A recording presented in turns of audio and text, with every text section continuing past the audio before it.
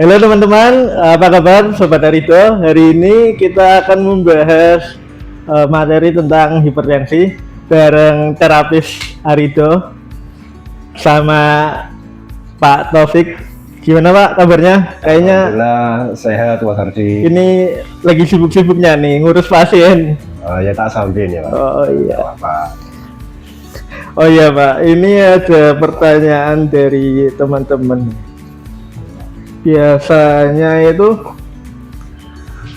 yang dikatakan hipertensi itu seperti apa sih Pak? Dari tensinya itu di skala berapa namanya? Maksudnya 120 apa sampai berapa itu seperti apa Pak? Baik Mas Hardi, ini saya coba jawab terkait dengan hipertensi ya. Jadi hipertensi itu sendiri kan suatu kondisi di mana tekanan darah itu melebihi ambang batas normal. Iya. Jadi di mana untuk standar normal dari tensi itu sendiri, tekanan darah sendiri menurut WHO itu tidak lebih dari 140/90. Oh. Jadi iya. ketika ada pasien di tensi lebih dari 140/90 berarti masuk kategori hipertensi. Kalau misalkan di 140/90 itu berarti masih ya Bang normal Pak? Apa gimana Pak? Ambang batas. Ambang batas masih ya? normal tapi masuk ambang batas. Oke. Untuk penyebabnya itu gimana Pak? Apa kadang liang apa gimana itu? Jadi sebelum saya jelaskan terkait dengan penyebab dari hipertensi sendiri itu, hipertensi itu biasanya bisa disebabkan karena beberapa faktor gitu. Iya. Tapi ini saya klasifikasikan sesuai dengan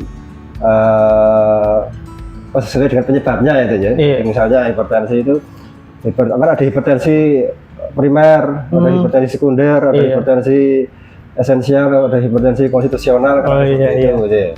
Kalau hipertensi primer itu biasanya hipertensi yang disebabkan karena apa? Istilahnya yang berdiri sendiri ya, artinya dia penyakit darah tinggi yang disebabkan karena faktor itu apa? Biasanya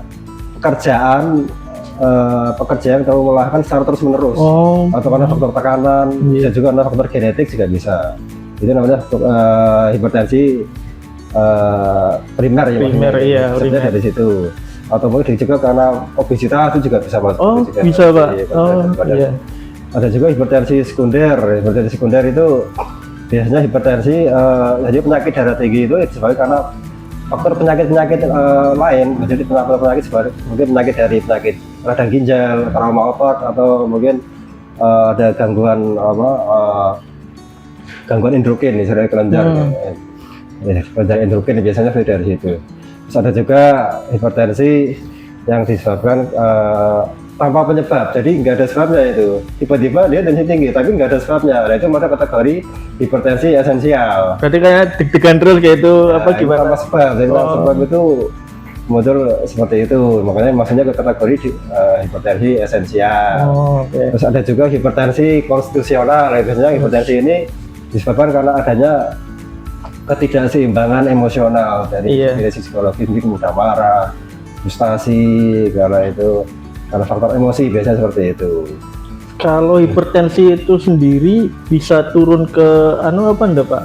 Turunan dari orang tua atau gimana? Bisa karena faktor keturunan atau genetik bisa. Nanti bisa dari situ. Gejala-gejala yang biasa dialami oleh orang hipertensi itu apa aja Pak? Nah, sebenarnya hipertensi itu juga tidak semuanya munculkan gejala. Jadi ada hipertensi yang munculkan gejala, ada juga yang tidak ada gejalanya.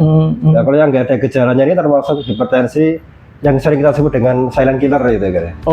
Itu kan tanpa gejala, tapi bisa menimbulkan istilahnya komplikasi ke penyakit yang lebih berat seperti stroke, serangan jantung, atau gagal ginjal bisa sampai seperti itu.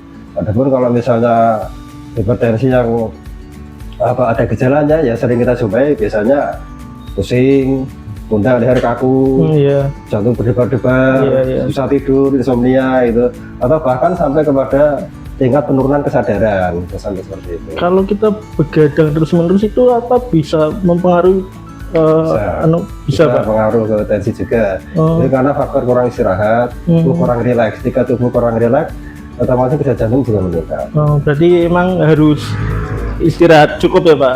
Jadi faktornya bisa karena tensi tinggi, bisa karena itu tadi mungkin faktor tadi saya sebutkan sebelumnya itu, sama mungkin bisa jadi karena kurang istirahat, terlalu lelah, kecapean, dan juga atau pikiran, psikologis, segala itu bisa juga dari situ.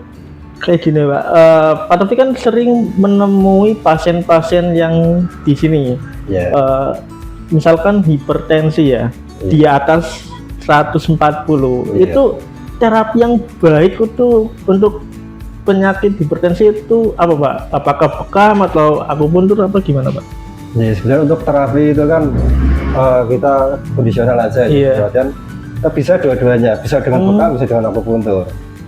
Jadi bekam itu sendiri kan dia fungsinya untuk, kalau untuk kasus hipertensi berfungsi untuk secara mekanisme kerjanya dari bekam, jadi dia membuang zat-zat sisa metabolisme dan radikal bebas, dan zat itu yang berkaitan dengan tekanan darah.